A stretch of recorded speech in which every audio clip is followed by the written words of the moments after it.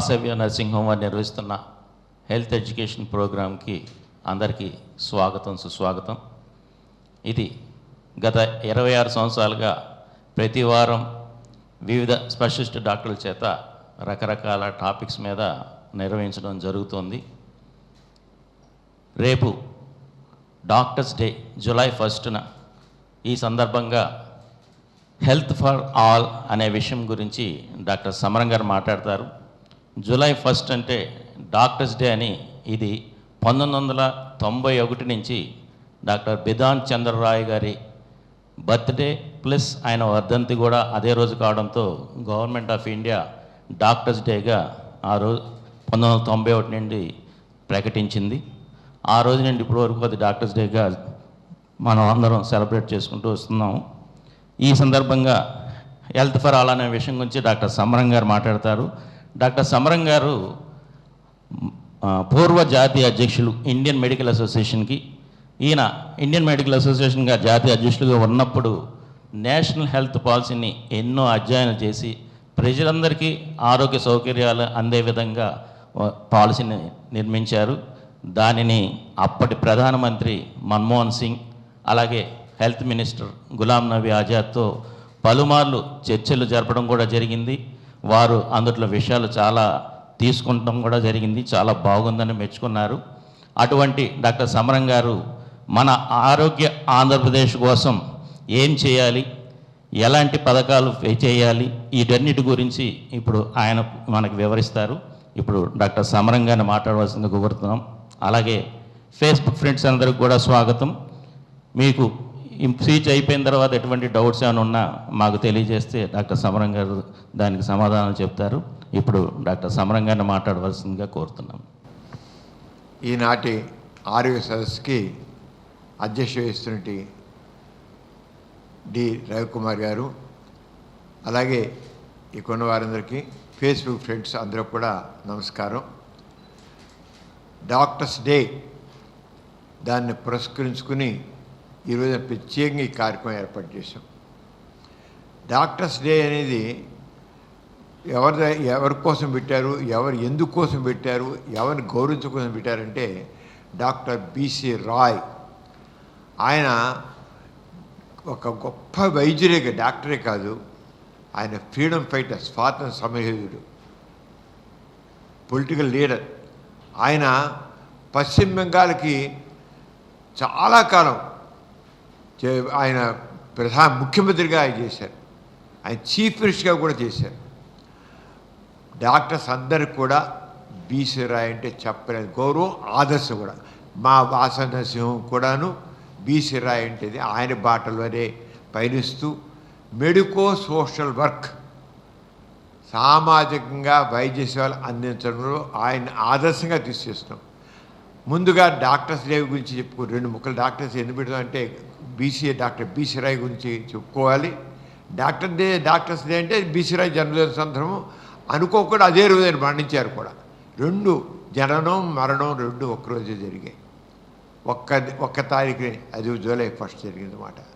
అంచేత ఆయన గురించి ఏ విధంగా గొప్పవాడు, ఎందుకు గొప్పవాడు, ఎందుకు డాక్టర్స్ అందరూ ఆయన ఆదర్శంగా తీసుకుంటారు అంటే మన భారతీయుడైన ఆయన 1882 జూలై 1న పాట్నాలో జన్మించారు.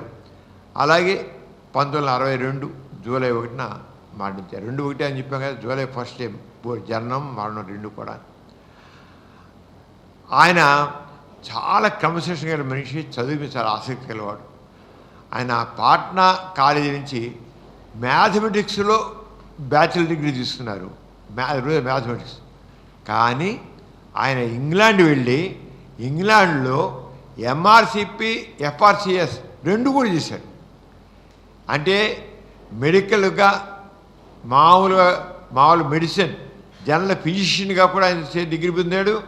జనరల్ సర్జరీగా కూడా ఎంఆర్సిపి ఎఫ్ఆర్సిఎస్ అలా 2 చేయడం అనేది ఫిజిషియన్ సర్జరీగా దాంట్లో నిష్ణాతుడిగా చేశాడు. అది గొప్ప విశేషం. 2 అంటే ఎంత తెలివిగలవాడో దేవుడు మీకు అర్థమవుతుంది. చాలా తెలివిగా రావడమే కాదు, ఆయన ఎంఆర్సీ ఎఫర్సీస్ చాలా కొద్ది కాలంలో 2 పూర్తి చేసి ఆయన రికార్డ్ సృష్టించాడు. ఆయన అంత గొప్ప తెలివితేటలు గల మనిషి అన్నమాట. ఆ తర్వాత ఇండియా వచ్చాడు. భారతదేశంలో గొప్ప వైద్యుడిగా ఆయన ప్రూవ్ చేసుకున్నాడు. ఆయన మెడిసిన్ అనేది సంపాదన కోసం కాదు, సర్వీస్ కోసం. ముఖ్యంగా పేదలకి సర్వీస్ చేయాలి, వైద్య సహాయం చేయాలి. ఆయన ఎంత చేశాడంటే ఇంత చేశాడు. ఆయన ఇల్లే హాస్పిటల్ చేసుకున్నాడు. నేను వెళ్ళి కలకటాలో చూశాను. ఆయన ఇల్లు చిన్న గది, 10x10 అడుగుల గదిలో ఆయన ఉండేవారు. తక్కినంత హాస్పిటలే. మొత్తం కింద పైన మన డిసెంబర్ మన 2025 డిసెంబర్లో నేను అక్కడ ఐఎంఏ ఆర్ఎస్ వెళ్ళినప్పుడు ఆ ఇంటికి తీసుకెళ్ళారు. మేము డాక్టర్లు అందరూ వెళ్ళాం అక్కడ ఎంత సింపుల్ లైఫ్ అంటే అదే. ఆయన చీఫ్ మినిస్టర్గా ఉండగా కూడా ఆ ఇంట్లోనే ఉన్నాడు. ఎంతకది 10x10 అడుగులు మొత్తం హాస్పిటల్. దాంట్లోనే ఎక్స్రేలు, దాంట్లోనే ల్యాబొరేటరీ, దాంట్లోనే పరీక్ష చేయడం, పేషెంట్ పెట్టడం అంతా కూడా అక్కడ అంత ఇదిగా.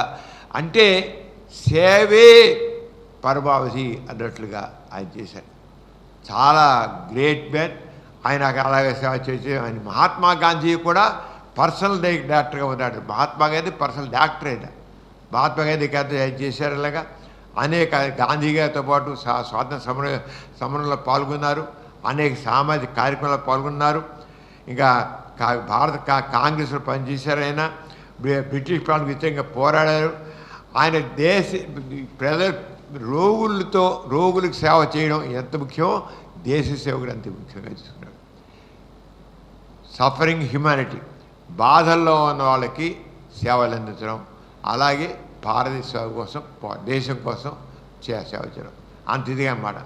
ఆయన పశ్చిమ బెంగాల్ అభివృద్ధి ఆయన సీఎంగా ఉన్నప్పుడు ఆయన సీఎం కాకుండా 1948 నుంచి 1962 వరకు పశ్చిమ బెంగాల్కి ఆయన చీఫ్ మినిస్టర్గా ఉన్నాడు. 1948 నుంచి ఆయన 1962లో పోయేటంత వరకు, ఆయన మరణించేటంత వరకు ఆయన ఒక పుష్కర కాలం దశాబ్ద కాలం పైన ఆయన సీఎంగా ఉన్నారాయన. ఆయన ఉండి పశ్చిమ బెంగాల్ ఎంతో వెనకబడి ఉంటే అభివృద్ధి ఎంతో కృషి చేశారు. అక్కడున్న నగరాల అభివృద్ధి కృషి చేశారు, పరిశ్రమ అభివృద్ధికి కృషి చేశారు. అలాగే ఆరోగ్య విద్యా రంగాల్లో ఎంతో కృషి చేసి వాటిని చాలా గొప్పగా పెంచాడండి. అంటే ఒక డాక్టర్ అన్నవాడు రాజకీయ చైతన్యంతో దేశభక్తితో ఎంత చేయగలగడో అది చేసి, that is BC Roy, doctor BC Roy. ఆయన 1961లో భారతరత్న కూడా ఇచ్చారు. ఒక డాక్టర్, ఓ సీఎం భారతరత్న సంపాదించారు, భారతరత్న ప్రదానం చేశారండి. జస్ట్ ఆయన మరణించడం 1 సంవత్సరం ముందు ఆయన భారతరత్న గౌరవించారు. ఆయనకి అది దేశానికి చేసిన సేవలు ఇంతగా ఆయన పొందిన గౌరవాలు కూడా దాదా కాదు. ఇక డాక్టర్స్ డే ఎందుకు ఆయన పెట్టిన భారతదేశంలో చక్కటి సేవలు అందిస్తున్న ఆదర్శవంతమైన డాక్టర్లని గౌరవించాలి, సన్మానించాలి. ఈ డాక్టర్స్ యొక్క ప్రధానం ఎవరైతే సమాజ సేవకి అంకితం అవుతున్నారో, ప్రజలకు సేవ చేస్తున్నారో వాళ్ళని గుర్తించాలని డాక్టర్స్ డే మన భారత ప్రభుత్వం ఏర్పాటు చేసింది. అంచేత ఇక్కడ ముఖ్యంగా ఈ రోజున వైద్య సేవలను గుర్తించడం, ప్రజల ఆరోగ్య రక్షణలో వాళ్ళ పాత్రని చక్కగా గౌరవించడం ఈ డాక్టర్స్ డే యొక్క ప్రధాన ఉద్దేశం. ఆయన డాక్టర్ బీసీ రాయ్ సందేశం ఏంటంటే సేవే పరమోన్నత ధర్మం. సేవే పరమోన్నతమైన ధర్మం. అలాగే వైద్యుడు కరుణతో ఉండాలి. డాక్టర్ అనేవాడు ఎంపతితో ఉండాలి, కంపాషన్తో ఉండాలి డాక్టర్ అన్నవాడు. అలాగే ప్రజాసేవ నిజాయితీతో చేయాలి. ప్రజాసేవ కూడా చేయాలి. డాక్టర్ అన్నవాడు కేవలం 4 గదులు కూర్చోగలదు, ప్రజల సేవ చేయాలి. జ్ఞానం సమాజానికి ఉపయోగపడాలి. ఆ జ్ఞానం ఏదో ఆయనకి సంపాదన కోసం కాదు, సమాజానికి ఉపయోగపడాలి. అది ఆయన ఇచ్చే సందేశం. చూడండి ఎంత గొప్పగా చేశాడు ఆయన. ఆ రంగా ఆయన గొప్ప వైద్యుడే కాదు, సమాజ నిర్మాత. ఆయన జీవితం ప్రతి డాక్టర్కి ఆదర్శం. అంచేత ఈరోజు డాక్టర్ డే సందర్భంలో ఆయన్ని భరించుకోవాలి. కొత్తగా వచ్చిన డాక్టర్లందరూ కూడా ఆయన్ని తెలుసుకోవాలి, ఆయన గురించి తెలుసుకోవాలి. తెలుసుకుని వీడు కూడా ఆయన ఆదర్శంగా తీసుకుని వైద్యాన్ని ఒక సర్వీస్గా చేయాలి, వ్యాపారంగా కాదు. ఇప్పుడు వైద్యం చాలా వ్యాపారం అయిపోతుంది. ఎందుకంటే ఇలాంటి వాళ్ళు మర్చిపోతున్నారు. డాక్టర్ కుట్నీస్ ఒక నర్సులకి ఎంత ఆదర్శం ఉంది. అలాగే భారతదేశంలో డాక్టర్ బీసీ రాయ్ డాక్టర్లందరికీ ఆదర్శం. వైద్యం అనేది సేవ కోసం తప్ప వ్యాపారం కోసం కాదు, అది గుర్తించాలి. డాక్టర్ బీసీ రాయ్ పేరు ఎత్తాలంటే ఏ డాక్టర్ అయినా సరే రెండు పక్క సేవను కూడా ఆయన వాళ్ళ ధర్మంగా తీసుకోవాలి. అంచేత వాసన నరసింహం ఆయన బాటలో నడుస్తుంది కనుక ఆయనకి నివాళులు అర్పిస్తుంది డాక్టర్ సందర్భంలో డాక్టర్ బీసీ రాయ్కి. ఇవాళ మనం తీసుకునే టాపిక్ కూడా అంటే హెల్త్ ఫర్ ఆల్, అందరికీ ఆరోగ్యం, అందరికీ. ఏనాడో మన WHO ప్రపంచ ఆరోగ్య సంస్థ అందరికీ ఆరోగ్యం అనే నినాదం ఇచ్చింది. కానీ అదొక నినాదంగానే మిగిలిపోతుంది. నినాదంగా మిగలడానికి వీలు లేదు. అది తప్పకుండా సాకారం అవ్వాలి. అది అవ్వాలంటే ప్రజల్లో కూడా చైతన్యం కావాలి, ప్రజల భాగస్వామ్యం కూడా కావాలి. ఎలా అయితే బీసీ రాయ్ గారు ఆయన ఒక వైద్యుడిగా మిగిలిపోకుండా దేశభక్తితో రాజకీయ చైతన్యంతో ఉండి ప్రజలందరూ కూడా రాజకీయాల్లో కూడా సక్రియంగా పాల్గొని పాజిటివ్గా చేయాలని ఎలా చెప్పారో, ఈ పార్టీ రాజకీయాలు లేకపోతే కుల రాజకీయాలు మత రాజకీయాలు కాదు, ప్రజా రాజకీయాలు కావాలి. ఆ ప్రజా రాజకీయాల్లో డాక్టర్లు కూడా పాలు పంచుకోవాలి, ప్రజలు కూడా పాలు పంచుకోవాలి. వాళ్ళకి ఏం కావాలి, మాకేం కావాలి అనేది ప్రజల్లో వాళ్ళ ప్రజలను అడిగి చేయించుకునేది. ఇవాళ మనం ఆ విషయాన్ని తెలుసుకున్నాం. అందరికీ ఆరోగ్యం అంటే ఎలా అంటే కేవలం ప్రభుత్వమే చేయాలి అనేది కాదు, ప్రజల భాగస్వామ్యం కూడా దీంట్లో ఉండాలి. వాళ్ళు కూడా హక్కులే కాదు, విధులు కూడా ప్రజలు తెలుసుకోవాలి. గుర్తించండి, ఆరోగ్యం ఇప్పుడు మన పరిశుభ్రత అండి.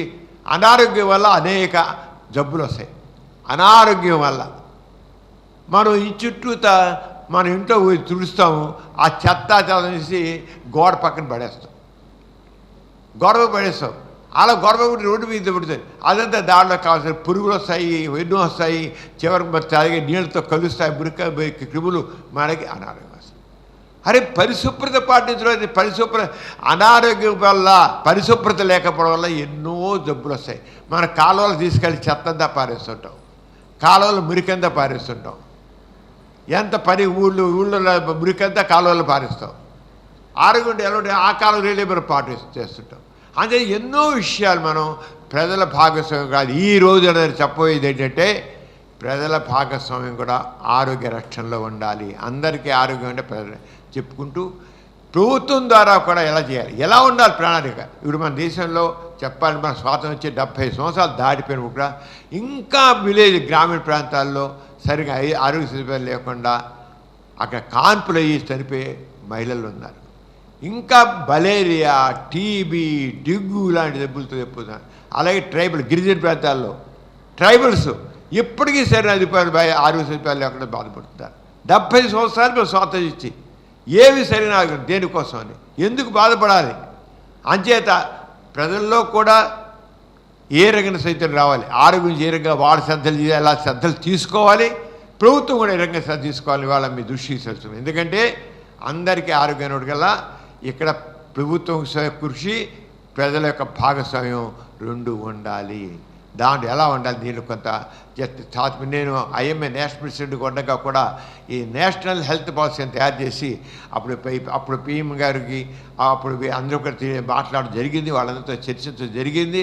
అలాగే ఈ రోజున ఆరోగ్య ఆంధ్రప్రదేశ్, మన ఆంధ్రప్రదేశ్ ఎలా ఉండాలి అనేది మీకు తెలుసు. గురజాడప్పారావు గారు ఏం చెప్పారు, దేశమంటే మట్టి కాదోయ్, దేశమంటే మనుష్యులోయ్ అన్నారు. తిండి కలిగితే కండగలదోయ్, కండగలవాడే మనిషి అన్నారు.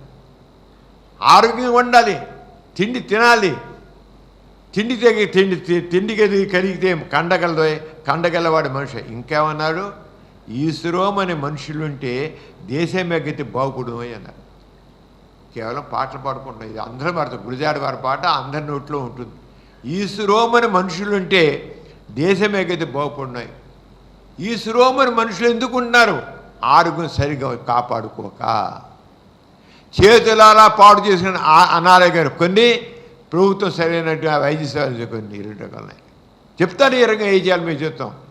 ఈశ్వరోమని మనుషులుంటే, ఆ ఈశ్వరోమని మనుషులు అంటే ఎందుకు ఈశ్వరోమని మనుషులు మారుతున్నారు? ఆ ఈశ్వరోమని మనుషులు ఉండకుండా ఎలాగా ఎన్నో జబ్బులు మనం రాకుండా మనం చేస్తున్నాయి.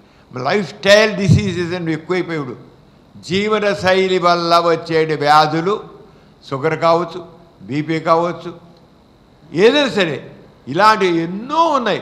అది మనం మన జాగ్రత్తలు తీసుకుంటే రావు. ఇప్పుడు భారతదేశంలో దాదాపు 25% మంది షుగర్ వ్యాధితో బాధపడుతున్నారు. ఇదివరకు ఎంత ఉండేవాళ్ళు? 2%, 4% ఉండేవాళ్ళండి. ఇప్పుడు 25% మంది, ఇంకా అయితే 40% కూడా ఉంటారా లెవెల్లో ఇప్పుడు జరుగుతుంది. కారణం ఎవరు? మన జీవన సరిగ్గా ఆహారం సరిగ్గా ఉండకపోవడం, మన ఆ వ్యాయామం లేకపోవడం, వీటి వల్ల మనం ఎదురుతున్నాం. అంచేత భాగస్వామ్యం, ప్రజల భాగస్వామ్యం ఆరోగ్య విషయంలో చాలా కావాలి. అందరికీ ఆరోగ్యం అంటే నేను చెప్పలుచున్నా ప్రభుత్వం ఇప్పుడు ఎలా ఉండాలి అని.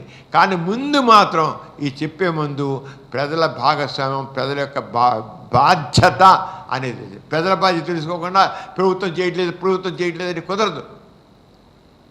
మనకి కాన్స్టిట్యూషన్లో ఫండమెంటల్ రైట్స్ అంటే ప్రజల హక్కు కింద ఆర్టికల్ 21 రైట్ టు లైఫ్ జీవించడానికి హక్కు ప్రతి ఒక్క వ్యక్తి జీవించడానికి హక్కు ఉంది. ఆ జీవించడానికి శరీర బాధ్యత, రక్షణ కల్పించే బాధ్యత ప్రభుత్వానికి ఉంది.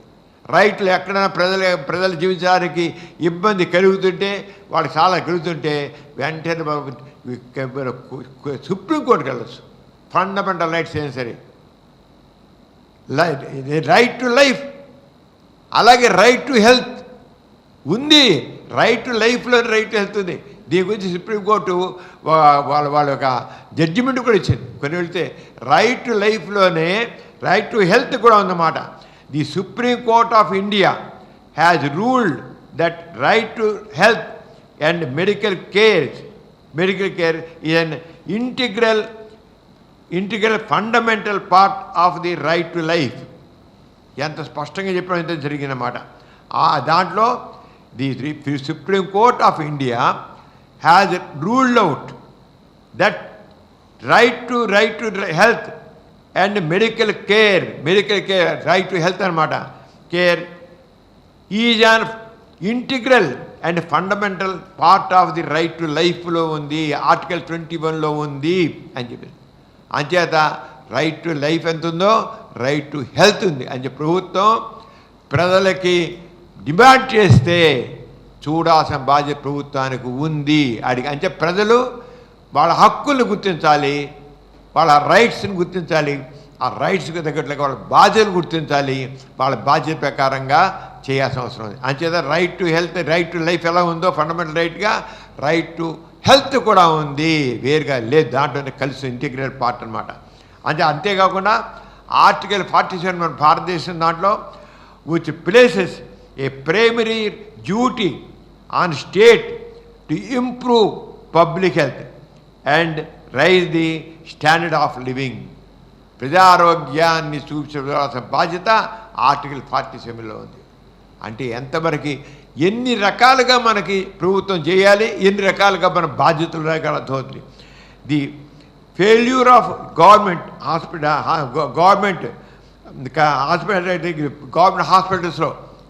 హాస్పిటల్స్లో the failure of government hospitals to provide timely medical treatment is considered a violation of patients fundamental right to life.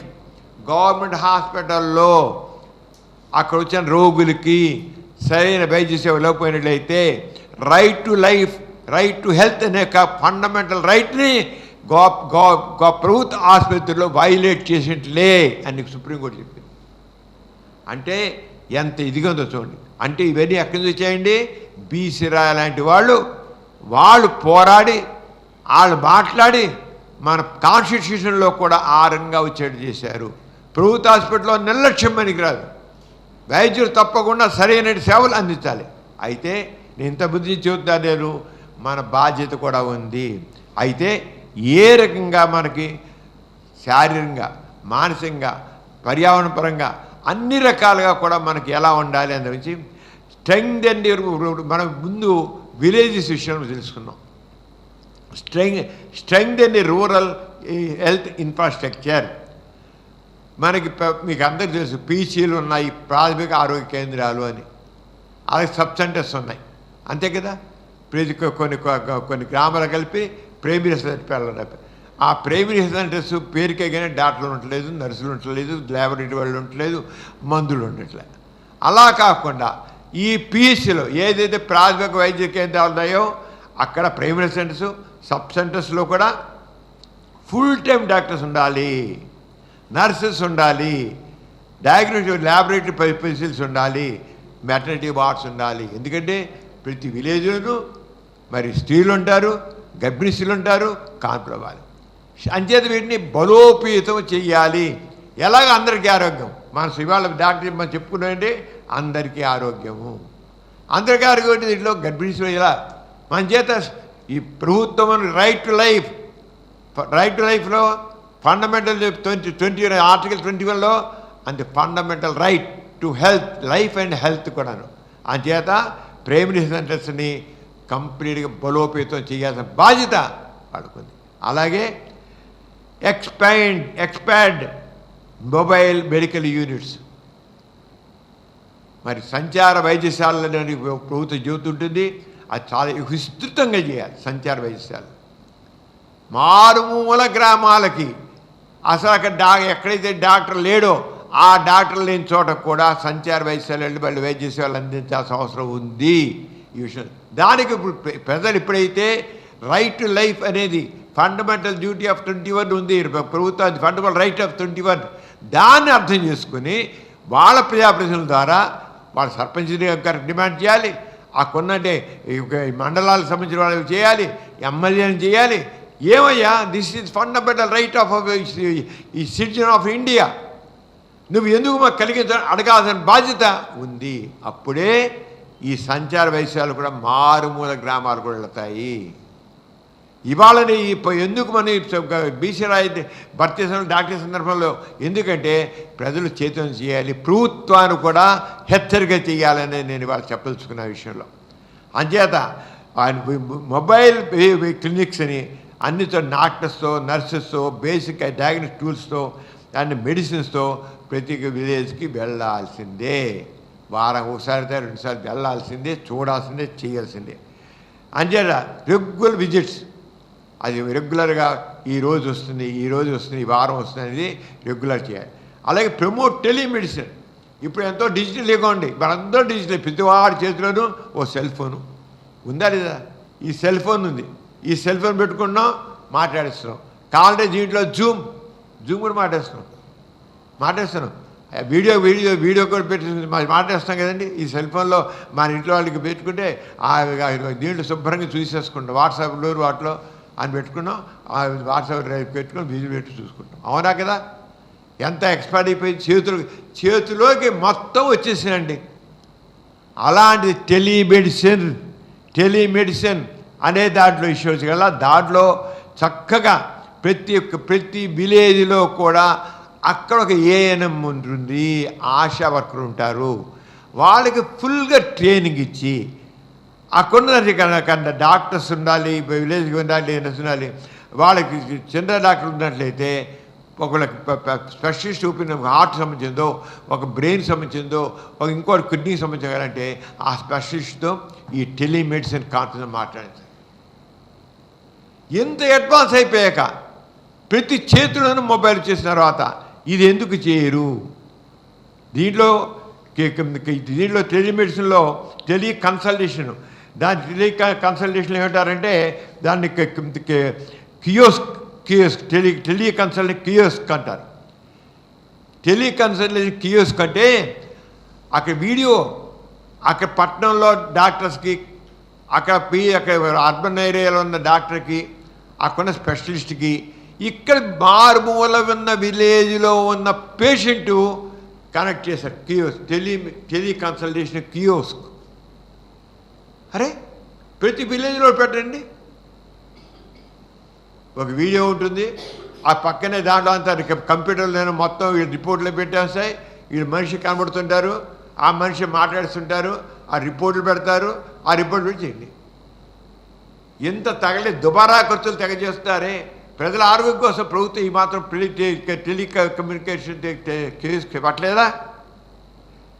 Teleconsultation kiosk ఈ ఏర్పాటు చేసినట్లయితే ప్రతి మారుమూల గ్రామంలో ఉన్న వాళ్ళకు కూడా వైద్య సదుపాయం అందరూ ఆరోగ్యంగా ఉంటారు.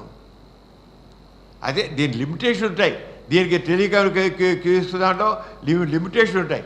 ఆ లిమిటేషన్ ఉంటే కూడా మామూలుగా ఉండే విషయాలన్నీ కూడా దాంట్లో నమోదు రిజిస్ట్రేషన్ చేస్తాం, కంప్యూటర్ దాంట్లో అన్నీ కనబడుతుంటాయి, మొత్తం డేటా వెళ్ళిపోతుంటుంది, ఆ మనిషి కనబడుతుంటాడు, అక్కడ డాక్టర్ ఉంటాడు, ఈ పేషెంట్ ఉంటారు, చూస్తుంటారు. టెలిఫోన్ బూతులు మాట్లాడుతాం కదా, అలా టెలిఫోన్ బూతులు ప్రతి విలేజ్లో పెట్టండి. టెలిఫోన్ బూతులు ఉన్నాయి కానీ ఇప్పుడు టెలిఫోన్ బూతులు ఎవరికి అవసరం లేదులేండి, ఇప్పుడంతా వేరే బూతులు. మీరు డబ్బు డ్రా చేయాలంటే తీసుకున్నారు లేదా అక్కడ బ్యాంక్ వెళ్ళకుండా? ఆరంగానే ప్రతి విలేజ్లో టెలికమ్యూనికేట్ కేసుకు పెట్టేసి ఉంటుంది, అక్కడ నర్సుకి ట్రైనింగ్ ఇవ్వండి, అక్కడ ఆశా వర్కర్స్ ఉంటారు, నర్సు ట్రైనింగ్ ఇప్పించండి, డిజిటల్ ట్రైనింగ్ ఇచ్చేసి ఆర్గనైజ్ చేస్తే అందరికీ దాంట్లో కంప్యూటర్ ద్వారా మామూలుగా కంప్యూటర్లో రక్తపోటు ఎలా ఉంది, పల్స్ రేట్ ఎలా ఉంది, టెంపరేచర్ ఎలా ఉంది, షుగర్ స్థాయి ఎలా ఉంది, ఆక్సిజన్ పీస్ ఎలా ఉంది, బరువు ఎంత ఉన్నారు, ఈసీ అవసరం ఈసీ కూడా తీసే ఉంది, ఈసీ పెడితే ఇవన్నీ ఫీడ్ చేస్తే ఆ డాక్టర్ చెప్తారు. అలాగే వీడియో ద్వారా వైద్యులు సంప్రదిస్తారు. అంటే నేను చెప్పేది ఏంటంటే మన నిర్లక్ష్యము పేషెంట్ అడిగేకుండా ఎమ్మెల్యే కానీ అక్కడున్న మండల మెంబర్ కానీ అడిగేటువంటి జ్ఞానం లేదు, అవగాహన లేదు. ప్రజల గురించి పట్టేట్లా ప్రజల గురించి పడుతుంది. అంచేత వాళ్ళ ప్రజల గురించి వాళ్ళకి తెలుసుకుని ప్రజలు కూడా ఇప్పుడు ఎందుకు చెబుతున్నా అంటే ప్రజలు వెరీ సింపుల్, ఒక విలేజ్లో మారుమూల విలేజ్ దాని తగ్గట్లుగా నెట్వర్క్ చక్కగా తయారు చేయండి. ఇప్పుడు ఎంత కావాల్సినంత కమ్యూనికేషన్స్ వచ్చేస్తాయి మనకి. అంటే నెట్వర్క్ చేసుకుని చేయాలి, వీళ్ళతో వైద్యం చేయాలి, దాన్ని చూసి దాని ప్రకారంగా వీళ్ళ ఫీడ్ చేస్తే అంతే ప్రయోజనాలు. అంటే గ్రామాల్లో స్పెషలిస్టులు లేకపోయినా సేవలు అందుతాయి, ప్రయాణ ఖర్చులు ఉండవు. పెద్దవాళ్ళు పట్టణాలు ఎక్కడ పోతారండి? అంటే ప్రయాణాలు దొరుకుతాయి, డయాబెటీసు, బీపీ, గుండె సమస్యవి స్క్రీనింగ్ ఉపయోగపడతాయి. వృద్ధులకి చాలా ముసలాళ్ళు వెళ్ళలేరు, నడవలేరు, వాళ్ళందరికీ చాలా సహాయంగా ఉంటుంది. ఆసుపత్రుల్లో రద్దీ కూడా తగ్గుతుంది. చాలా ఒక 24 గంటలకు సేవలు అందుతుంటాయి. అయితే దీనికి ఒక పరిమితులు ఉంటాయి. ప్రత్యక్ష వైద్య పరీక్ష అవసరం ఉంటే వెళ్ళాల్సిందే, కొన్ని ప్రత్యేకంగా చేయాల్సిందే. ఇంటర్నెట్ సమస్యలు ఉంటే అక్కడ కుదరదు. ఇంటర్నెట్ సమస్య ప్రతి విలేజ్ చేయాల్సిందే. యంత్రాల నిర్వహణ సమస్య ట్రైనింగ్ కాదు. ఏంటి ట్రైనింగ్? ఏ నెంబర్కి ఆశా వర్కర్స్ ఎందుకు ట్రైనింగ్ ఇవ్వకూడదు? ఎందుకు అది తండ్రి కాదు అయితే చాలు వాళ్ళకి. ఆశా వర్కర్స్ విలేజ్లో ప్రతి 1000 మందికి ఒక ఏ నెంబర్లు ఉన్నారు కదా, ఆశా వర్కర్స్ ఉన్నారు కదా. రోగి వ్యక్తిగత సమాచారం అంతా సీక్రెట్గా ఉంచవచ్చు కదా. అత్యవసర పరిస్థితుల్లో హాస్పిటల్కి తీసుకెళ్ళాలి. అంటే మనకి ఎంత ఇదిగా మనకి చేయవచ్చు, టెలికన్సల్టేషన్ కియోస్క్ ద్వారా ఎలా చేయొచ్చు, ఇవన్నీ మనకు తెలుసండి. కానీ మనం పట్టించుకోవాలి, నిర్లక్ష్యము. దీని గురించి మనకు అవగాహన కాదు. అసలు ముందు మనం ప్రజానిధులకు ముందు అవగాహన కాదు, ఆ ప్రజలకు అవగాహన అయితే మనం కలిగించాలి. ఇప్పుడు అందుకే నేను ఈరోజు నేను చెప్పదలుచుకున్నాను. వాళ్ళకి అవగాహన లేకపోతే మనం అవగాహన కలిగించు, వాళ్ళకి చెప్పి చేయించుకోవాలి. అంచేత దీని గురించి ministry of health and family welfare ఆధ్వర్యంలో ఇవన్నీ కూడా రకరకాల ఉన్నాయి. అంతే రంగం మనం చేద్దాం. అంచేత ప్రమోట్ టెలిమెడిసిన్ కియోస్క్ ఉన్నా కదా అది చేయాలి. ఎంపవర్ సపోర్ట్ ఆశా వర్కర్స్ అందుకు చేసాం. ఆశా వర్కర్స్ని బాగా ఎంపవర్ చేయాలి. ప్రతి చోట ఆశా వర్కర్స్ ఉన్నారు, చేయాలి. వాళ్ళ ముందు డయాబెటీస్ గురించి, హైపర్ టెన్షన్ గురించి చేయించే వాళ్ళందరూ కూడాను అలాగే ఇంప్రూవ్ అంబులెన్స్ ప్రతి చోటకి ఇంప్రూవ్ చేయాలండి. ప్రతి విలేజ్కి అంబులెన్స్ చేయాలి, ఏమీ పర్వాలేదు. పనికి రాకుండా ఒక మినిస్ట్రీ వెళ్తుంటే వెనకాతల 4 వాహనాలు, ఒక సీఎం వెళ్తుంటే ఒక 30 వాహనాలు వెనకాతలు వెళ్ళి అక్కడికి తగలిస్తున్నారు. కానీ అనవసరంగా ఆ పెట్రోలు ఆ వెహికల్స్ని ప్రజారోగ్యం చేయండి. ఎందుకండి వెనకాతలు ఇంత పట్టాటోపం ఈ మినిస్టర్స్ కోసం, సీఎంల కోసం, ఈ ఇళ్ళ కోసం పట్టాటోపం కావాల్సిన ప్రయోజనాలు కావాలి. మనకంతా ఆడంబరాలు అయిపోయాయి. ఆడంబరాల గురించి కానీ అవసరాల గురించి ఆలోచించడం లేదు. ప్రజారోగ్యం ఇందా చెప్పనే ఈ శ్రోమని మనుషులు ఉన్నారంటే కారణం అంటే ప్రజల్లో అవగాహన లేదు, అలాగే ప్రభుత్వానికి కూడా తగిన పట్టింపు లేదు. అంటే ప్రజల దృష్టి తీసుకురావాల్సిన బాధ్యత మనకుంది. అంటే ప్రివెంటివ్ హెల్త్ గురించి మనం బాగా తీసుకురావాలి. విలేజ్ లెవెల్లో చాలా తీసుకురావాలి. శానిటేషన్, పారిశుద్ధ్యం. మన ఇల్లు తుడుచుకొని మన వీధి తుడుచుకోవడానికి ఏముందండి? మన వీధి తుడుచుకొని మన కాలు మురికాలు మనం శుభ్రంగా ఉంచుకోలేమా? పారిశుద్ధ్య కార్మికుడే చేయాలా? వాళ్ళు లేకపోతే ఆ మురికాలుగా ఉంచుకుంటామా? మన వీధిని మనం ఎందుకు తుడుచుకుని శుభ్రం ఉంచుకోకూడదు? ఎందుకు ఆ రకమైన అవగాహన ప్రజల్లో తీసుకురాకూడదు? శానిటేషన్, పబ్లిక్ ప్రైస్ రోడ్డు పక్కన పోయి 1-2 గంటలు ఎందుకు? టాయిలెట్స్ ఎందుకు కట్టించుకోకూడదు? గవర్నమెంట్ కట్టే వారు కట్టించుకోవచ్చు. రోడ్డు పక్కన పోయి కూర్చోవాలా 1-2? అంచేత శానిటేషన్ గురించి, హ్యాండ్ వాషింగ్ గురించి, అటెండ్ గురించి, ఇవి లైఫ్ స్టైల్ డిసీజ్ చాలా వచ్చాయి. మన సరిగా బీపీ ఉంది, షుగర్ ఉంది, రక్తహీనత ఉంది, సరే ఆహారం తీసుకో, అలా ఉంది. అంచేత పల్లెటూళ్ళల్లో చాలామందికి షుగర్ ఉంటుంది. పూర్వకాలం కష్టపడి పెంచేసేవాడు. కష్టపడి పెంచేసేంత అన్ని ట్రాక్టర్లు చేస్తున్నాయి, ఇంకోటి చేస్తున్నాయి, పని చేసేవాడు లేదు, అవే చేస్తున్నాయి. కోతలు అవి వస్తున్నాయి, పంట విత్తనాలు వేస్తున్నాయి, పప్పులు అవి వేస్తున్నాయి. ఇవి చేసేది ఉంది. దీంతో వీళ్ళకి ఒళ్ళు వచ్చేస్తుంది, సూలకాయ వచ్చేస్తుంది. పల్లెటూళ్ళలో కూడా ఇంతకుముందు చెప్పాను ఆల్రెడీ గవర్నమెంట్ ఆఫ్ ఇండియాయే ఫ్యామిలీ వెల్ఫేర్ సంబంధించి హోమ్ సర్వే చేసింది. గవర్నమెంట్ ఆఫ్ ఇండియాయే కుటుంబ సంబంధించిన హెల్త్ సర్వే చేస్తే దాంట్లో ప్రస్తుతం భారతదేశంలో ఆడవాళ్ళలోనూ మగవాళ్ళలోనూ 1-2% తేడా కానీ 24%, 20% మందికి షుగర్ ఉంది. ఎందుకు వచ్చింది షుగర్? ఎందుకు ఉంది? పని చేయక. లైఫ్ స్టైల్ డిసీజ్, బీపీ ఉంటుంది అందరికీ. ఎందుకని? పని చేయక. శరీరం చేయం నామోషి అండి. ఏ నామోషి? పని చేసుకుని అది ముందు లైఫ్ స్టైల్. దీనికి సరైన అవగాహన కావాలి. చాలా జబ్బులు మన మట్టుకు మనం తెలుసుకున్నాం. అందుకే నేను ఇందా చెప్పాను, ప్రభుత్వాన్ని షుగర్ పెరగడానికి ప్రభుత్వం కదా కారణం. మనం బీపీ రావడానికి ప్రభుత్వం కాదు, మనం కారణం. వాళ్ళు ఒకనొకప్పుడు బీపీ 2-4% ఇప్పుడు 24% ఎందుకు వచ్చింది? మనం పని చేయట్లా, ఇష్టం తింటాం. అందరూ ఒళ్ళే చేళ్ళు కూడా వేసి చిన్న పిల్లల దగ్గర 10 ఏళ్ళ పిల్లల్ని బండాగాళ్లే. 50 కేజీలు వాళ్ళు 120 కేజీలు 150 కేజీలు ఉన్నారు హాస్పిటల్ చూస్తుంటే. ప్రతి హాస్పిటల్ కూడా ఒబేసిటీ ప్రాబ్లమ్సే. ప్రతి ఒబేసిటీ వల్ల షుగర్ రావడం, బీపీ రావడం, కొలెస్ట్రాల్ రావడం, లివర్ జబ్బులు రావడం, కిడ్నీ జబ్బులు, ఏంటి చివరి పిల్లలు పుట్టకుండా ఉన్న ప్రేవి ఒబేసిటీ. దేనివల్ల వచ్చింది? ప్రభుత్వం కాదు కారణం, మనం కారణం. దీనికోసం వాళ్ళు చెప్పారు. బీసీ రాయ్ గారు ఎంత ఇదిగా చేశారు దీనికోసం. ప్రజలకు కూడా అవగాహన కావాలి. షుగరు, బీపీలు ఇవన్నీ లైఫ్ స్టైల్ ఈరోజు ప్రపంచాన్ని వణికిస్తుంది అంటువ్యాధులు కాదు. పూర్వకాలం స్మాల్ పాక్స్ అలాంటివి ఉండేవి, ఇప్పుడేం లేవండి. అంటువ్యాధి జీవనశైలి వ్యాధులు ఉన్నాయి. జీవనశైలి అంటే షుగరు, బీపీ, కొలెస్ట్రాల్, గుండె జబ్బులు, ఇవన్నీ కూడా మన జీవనశైలి మనం తెచ్చిపెట్టుకున్న జబ్బులు. ఈ అవగాహన కలిగింది ప్రజల్లో. ప్రభుత్వం ఆరోగ్యం ప్రచారం చేయాలి, సంగతి చేయాలి, అలాగే ప్రజాప్రతినిధులకు చేయాలి, ఇవన్నీ చేయాలి. అంటే మనం జాగ్రత్త తీసుకుని అలాగే న్యూట్రిషన్, సరే తిండి అట్లా మామూలుగా భోజనం చేయడం, కూరగాయలతో భోజనం చేయడం, మామూలుగా తినడం స్టైల్ కాదండి, పాత స్టైల్. పాతవాళ్ళు ఇప్పుడు అంతా జంక్ ఫుడ్ తినాలి. అంత జంక్ ఫుడ్ ఈ జంక్ ఫుడ్తో తిని రోజు వారానికి 4 రోజులు mutton biryani, chicken biryani.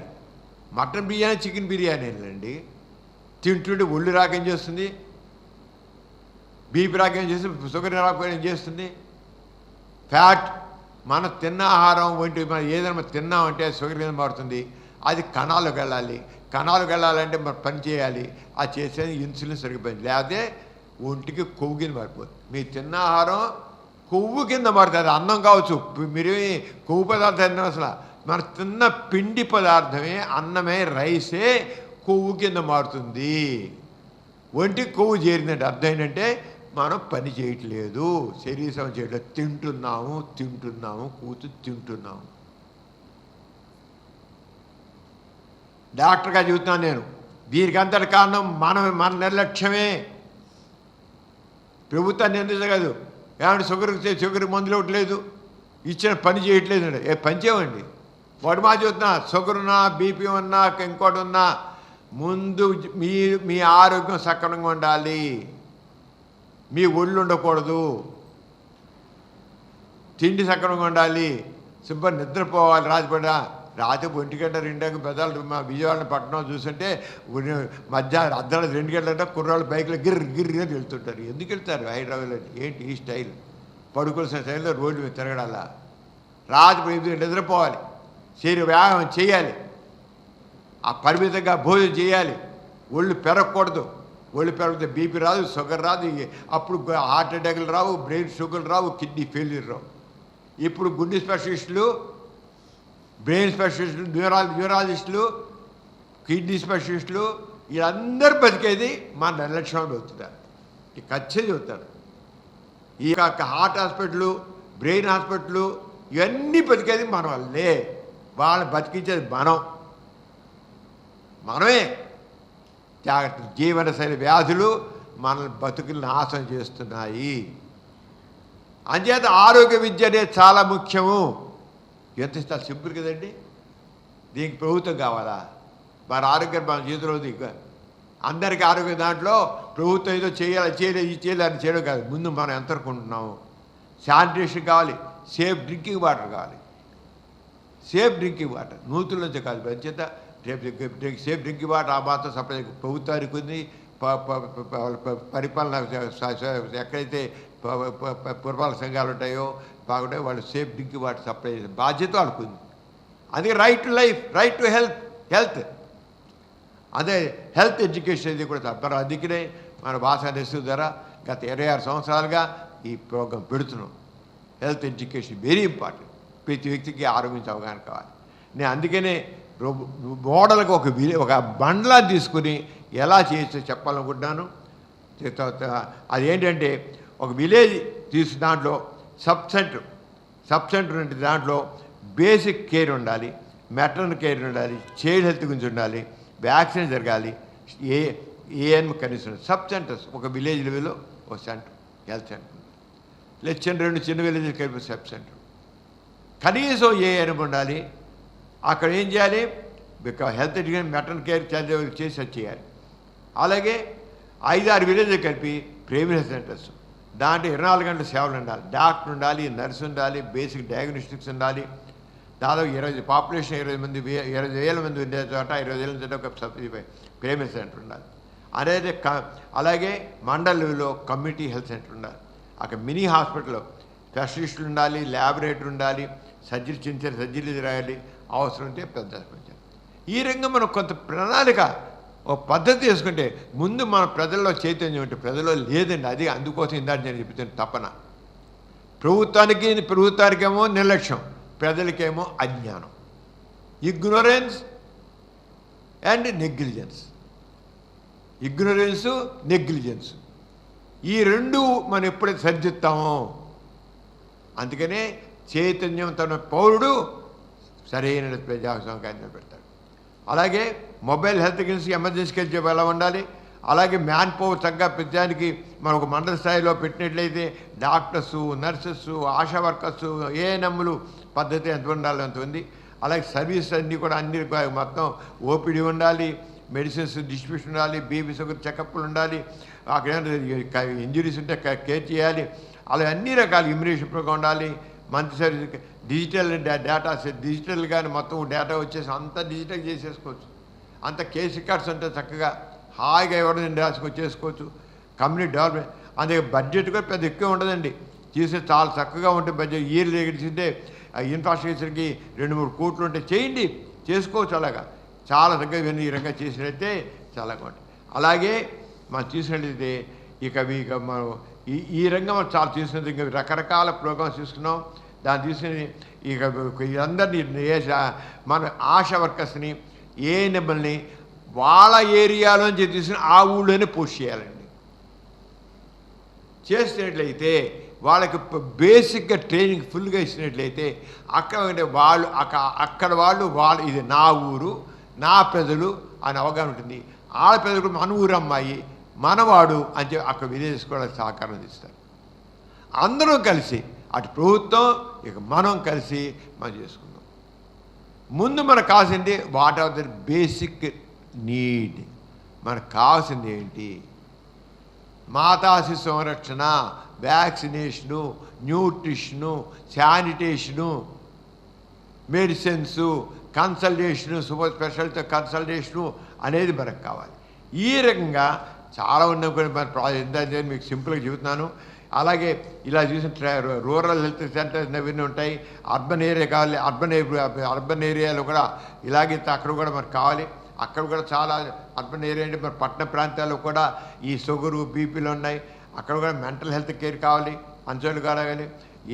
Water pollution ఎక్కువ ఉంటుంది అక్కడ, maternal and child health care కావాలి. వీరన్నిటిలో కూడా ఎక్కడికి తీసుకొని ఇన్ఫెక్షన్ డిసీజెస్ ఎక్కువ ఉన్నాయి, రోడ్ యాక్సిడెంట్ ఉన్నాయి అర్బన్ ఏరియా వచ్చేటికల్లా. వేస్ట్ మేనేజ్మెంట్ అండి బాబు, కుప్పలు ఈ దుకాణాల వాళ్ళు అరటి దుకాణాలు, కొబ్బరికాయ దుకాణాల వాళ్ళు కొబ్బరికాయలు వాళ్ళు ఓపెన్ డ్రైనేజ్ ఉంటే అట్లా పారేస్తారు. రోడ్డు కొట్టడం, పారడం, ఓపెన్ డ్రైనేజ్ మూసుకుపోవడం అంటే ఏంటి? మన జాగ్రత్త ఏది అసలు? పౌరుని యొక్క విధి లేదు. ఏదైనా ఓపెన్గా డ్రైన్ ఉందా, నీళ్ళు వెళ్ళిందా దాంట్లో చెత్త పారేస్తారు, కొబ్బరికాయ బండాలు పారేస్తారు, చిన్న చెరుకు తీసుకెళ్ళి ప్లాస్టిక్ ఇవన్నీ పారేస్తారు. అక్కడ నీళ్ళు ఎక్కడైతే వర్షం వచ్చినట్టే రోడ్డు అంతా మురికిరే. అంటే ప్రభుత్వానికి ఎంత బాధ్యత ఉందో ప్రజలకు కూడా అంత బాధ్యత ఉంది అని చెప్పాల్సుకున్నాను నేను స్పష్టంగా. మన ఆరోగ్యాన్ని మనం రక్షించుకోవాలి. మన ఆరోగ్యం మన చేతిలో ఉంది. బీపీ, షుగర్ విషయం ఎలా చెప్పానో పారిశుద్ధ్య విషయం కూడా మన బాధ్యత ఉంది. అలాగే మెంటల్ హెల్త్ గురించి, తర్వాత వృద్ధులుగా చూస్తే సీనియర్ సిటిజన్స్ హెల్త్ గురించి, అలాగే పట్టణాలు జిల్లాల ఎన్నో రకాల పరిశ్రమలు ఉంటాయి. ఆ పరిశ్రమలు పనిచేసేవాడికి దానివల్ల ప్రత్యేకంగా వచ్చేవాడి అన్నీ చేయాలంగా. ఈ రంగా మన ఆంధ్రప్రదేశ్ని మంచిదిగా చేయాలంటే ఈ రంగా చాలా ప్రణాళికలు ఉన్నాయండి. మీ ఊరికి చెబుతున్నాను. అలాగే ట్రైబల్ ఏరియా ఉంది. ట్రైబల్ ఏరియాలో కూడా చాలా డిప్రైవ్డ్ ఆఫ్ హెల్త్ ఫెసిలిటీస్. వాళ్ళకి హెల్త్ కేర్ సరిగ్గా లేదు వాళ్ళకి. అంచేత వాళ్ళకి మొబైల్ యూనిట్స్ బాగా పెట్టాలి అక్కడ. టెలిమెడిసిన్ ఇందాక చెప్పాను కదా, టెలికమ్యూనికేషన్ స్కిల్ అనేది టెలికమ్యూనికేషన్ సంబంధించింది. సో చేయాలి అక్కడ బాగాను. ఆ టెలికమ్యూనికేషన్ తీసుకొని ఆ రంగా చేసినట్లయితే ఎక్కువ కావాలి. ట్రైబల్ ఏరియాలో కావాలి. మెటర్నల్ ఇప్పటికీ వాళ్ళకి మోసుకెళ్తున్నారు. దీంట్లో కాన్పై ఎంతో గర్భిణీని న్యూట్రిషన్ చాలా డిఫరెన్స్ ఉంది. ట్రైబల్ గిరిజన ప్రాంతాల్లో ఏం రక్తహీనత ఉంది, వాళ్ళకి అవేర్నెస్ లేదు, హెల్త్ గురించి ఇమ్యునేషన్ లేదు, వాళ్ళకి శానిటేషన్ సరిగా లేదు, మెంటల్ హెల్త్ సరిగా లేదు. వాళ్ళకి అంచేత దానికి సంబంధించి కూడా తీసుకుని చేయాలి. ఈ రంగా చెప్పుకుంటూ వెళ్తే ఎన్నో ఉన్నాయి. అంచేత మనం ఈ రూరల్ హెల్త్ కానీ, అర్బన్ హెల్త్ కానీ, ట్రైబల్ హెల్త్ చేసి మనం మనకి స్వస్థ భారత్, శ్రేష్ఠ భారత్ అని మాత్రం ఉన్నాయండి. మన ప్రాజెక్ట్స్ ఉన్నాయి. పేరుకు మాత్రం నినాదాలు చాలా ఉన్నాయి. స్వస్థ భారత్, శ్రేష్ఠ భారత్ అని ఇలా రకరకాలు ఉన్నాయి. మన మోడీ గారు, మన ప్రధానమంత్రి గారు కూడా చాలా చాలా చాలా చక్కగా పెట్టారు. కానీ వాటిని జనౌషధికి ఇప్పుడు ఏంటంటే మందులు చాలా మాలు పెట్టారు. ఈ కంపెనీ వాళ్ళు మందులు చాలా రేటు. అదే మోడీ గారు జనౌషధి కేంద్రాలను స్టార్ట్ చేసి పెట్టారు. చాలా మందులకు అసలు మందు 10 రూపాయలు ఉంటే ఈ జనౌషధిలో ₹1, ₹2 ఉంటుంది. ఇవే బీపీ, ముఖ్యంగా బీపీ, షుగరు ఎన్ని ఉన్నాయి సరే ఈ మందులు చాలా జనౌషధి అనేది అందుబాటులో క్వాలిటీలో ఏమాత్రం రాజీ పడకుండా మన మోడీ గారు, మన ప్రధానమంత్రి గారు జన ఔషధి అనేది పెట్టి దాని ద్వారా మెడికల్ షాప్ చేయాలన్నారు. దాన్ని బాగా విస్తృతంగా ప్రతి విలేజ్లోకి తీసుకెళ్ళాలి. దాంట్లో అన్ని రకాల మందులు ఇవ్వడం, కానీ ముఖ్యంగా కావలసే అది బీపీ కానివ్వండి, షుగర్ కానివ్వండి, యాంటీబయాటిక్స్ కానివ్వండి, లేకపోతే థైరాయిడ్ సంబంధించిన కానివ్వండి, మామూలుగా చివరికి instruments, medical instruments, operation instruments కూడా మామూలుగా 10,000 కొనేది ఇక 1,000 రూపాయలు వచ్చేట్లుగా అంత ఇదిగా ఆయన మన ప్రేమిష్ణ మోడీ గారు చేస్తారు. కానీ చాలా వరకు అంతంతగానే అందుబాటులో ఉన్నాయి. దీనికి ఎందుకంటే కావాలంటే ప్రజలు కూడా కోఆపరేట్ చేయాలి, ప్రభుత్వం కూడా దృష్టి హరించాలి. ఈ రోజున నేను అంటే దీనికి చాలా ఎందుకంటే ఐఎంఏ నేషనల్ ప్రెసిడెంట్గా చేసేప్పుడు దీని గురించి చాలా విస్తృతంగా మాట్లాడి చాలా విస్తృతంగా నేను తయారు చేశాను. ఈ రంగం హెల్త్ బడ్జెట్ ఎలా ఉండాలి, ఎంత ఉండాలి, ఏ రంగం ఉండాలి, సర్వీస్ ఎలా ఉండాలి అని నేను అవి చెప్పాలంటే గంటల పడుతుంది. కానీ మీ దృష్టిలో తీసుకొచ్చి ఏ రంగం అంటే రూరల్గా యూనిట్, ప్రతి విలేజ్ ఒక హెల్త్కి ఒక యూనిట్, అక్కడ పారిశుద్ధ్యం గురించి, ప్రొటెక్టెడ్ వాటర్ గురించి, వ్యాక్సినేషన్ గురించి, మాతా శిశు సంరక్షణ గురించి, వృద్ధుల గురించి, వాళ్ళకి డయాబెటీస్ గురించి, షుగర్, రక్తపోటు గురించి బేసిక్ యూనిట్స్ ఉండాలి. అలాగే టెలిమెడిసిన్ అందుబాటులో తీసుకురావాలి. ఏమాత్రం కూడా కష్టం కాదు, నేను చెప్తాను, ఏమాత్రం కష్టం కాదు. ప్రభుత్వం దృష్టి పెట్టాలి, ప్రజలు కోఆపరేట్ చేయాలి. మీ ప్రజాప్రతినిధుల మీద డిమాండ్ చేయండి, మీ ఊరికి రప్పించండి. మొబైల్ వ్యాన్ పెట్టించండి, మీకు తెప్పించండి. లేకపోతే మొబైల్ వ్యాన్ తీసుకెళ్ళి విజయవాడ పట్టణంలో, హైదరాబాద్ పట్టణంలో మూల పడి అక్కడ 100 మూల పడి ఉంటున్నాయి. ఒకసారి రిపోర్ట్ చేసేవాడు లేడు, డ్రైవర్ లేడు, ఏం లేదంతే. నిర్లక్ష్యం, ప్రజారోగ్యం గురించి నిర్లక్ష్యం. పర్యావరణ పరిరక్షణ కావాలి, అది చూసుకోండి. మంచి సదుపాయం ఉండాలి, అన్నీ కూడా శానిటేషన్ కావాలి. ప్లాస్టిక్ హజారు ఉండే ప్లాస్టిక్ సింగిల్ యూజ్ ప్లాస్టిక్ నిషేధించండి. యూజ్ చేయని చెప్పడం కాదు, రీయూజ్, రీసైకిల్ అనేది కాదు కావాల్సింది. మనకు కావాల్సిన దాని తగ్గట్టు అవగాహన ప్రజల్లో కలిగిస్తూ ప్రభుత్వం చక్కని కేర్ తీసుకోవాలి. హెల్త్ ఎడ్యుకేషన్ బాగా ప్రమోట్ చేయాలి. ముఖ్యంగా చెబుతున్నప్పుడు ఉన్న దాంట్లో దాదాపు 50% కూడా జీవనశైలి వ్యాధులు ఉన్నాయి. మనం ఎప్పుడైతే అవగాహన కలిగిస్తామో ఆ జీవనశైలి వ్యాధులను కంట్రోల్ చేస్తాము, ప్రజలందరూ ఆరోగ్యం చేస్తాము. దీనికి కావాల్సిన హెల్త్ ఎడ్యుకేషన్ కావాలి. అలాగే సరైన మందులు తక్కువలో అందరికీ మంచి మందులు, జన ఔషధి అని చెప్పాను. ఆ జన ఔషధిని మోడీ గారు చక్కగా దాన్ని దృష్టి పెట్టి ప్రతి చోటకి మారుమూల ప్రాంతానికి వెళ్ళేట్టు చేయండి. అందరికీ ఆరోగ్యం. ఏదైతే WHO చెప్పిందో అది సాధ్యం, ఏమాత్రం అసాధ్యం కాదు. డాక్టర్స్ డే సందర్భంగా డాక్టర్ సమరం గారు ఆరోగ్య ఆంధ్రప్రదేశ్ కోసం ప్రభుత్వం ఎటువంటి కార్యక్రమాలు చేపట్టాలి, ఎటువంటి పథకాలు తీసుకోవాలి, వీటన్నిటి గురించి చాలా చక్కని సూచనలు అందజేశారు. ఇందులో మరో ముఖ్యమైన విషయం ఆయన చెప్పింది ఏంటంటే, ప్రభుత్వం చేయాల్సినవి ఉన్నా మన జీవన శైలిని సరిగ్గా చూసుకోవడం చాలా ముఖ్యమని చెప్పారు. అందుకు పరిశుభ్రతను జాగ్రత్తగా కాపాడుకోవడం, అలాగే మన ఆరోగ్యాన్ని కాపాడుకోవడానికి మితంగా ఆహారం తీసుకోవడం, ప్లస్ వ్యాయామం తప్పనిసరిగా చేయడం, ఇటువంటివన్నీ చేస్తే ముందు ప్రజలు ఆరోగ్యంగా ఉంటారు. ఆ తర్వాత ప్రభుత్వం చేయాల్సినవి కూడా తప్పనిసరిగా ఏమేమి చేయాలి, గ్రామీణ ప్రాంతాలు ఏమన్నాయి, గిరిజన ప్రాంతాలు అని, వీటన్నిటికి కూడా మెరుగైన వైద్య సేవలు ఎలా అందించాలి, వీటన్నిటి గురించి డాక్టర్ సమరం గారు చాలా చక్కగా తెలియజేశారు. ఫేస్బుక్లో కూడా ఎవరు ఎటువంటి డౌట్స్ అడగలేదు. డాక్టర్ సమరం గారు ఇంత చక్కగా ఇది వివరించినందుకు ఆయన ధన్యవాదాలు తెలియజేస్తుంటూ ఈ కార్యక్రమాన్ని ఇందరితో ముగిస్తున్నాం. Thank you. ఈ కార్యక్రమం మీకు ఎంతో నచ్చింది కదా. ఇటువంటి మరిన్ని వీడియోల కోసం అనతి కాలంలోనే 21 కోట్ల వ్యూస్ సాధించిన సమరం ఛానల్ సమర్పించు సమరం హెల్త్ ఛానల్కు సబ్స్క్రైబ్ చేయండి, లైక్ చేయండి, మీ ఫ్రెండ్స్కి షేర్ చేయండి. అలాగే ప్రక్కనున్న గంట సింబల్ని ప్రెస్ చేయడం మర్చిపోకండి.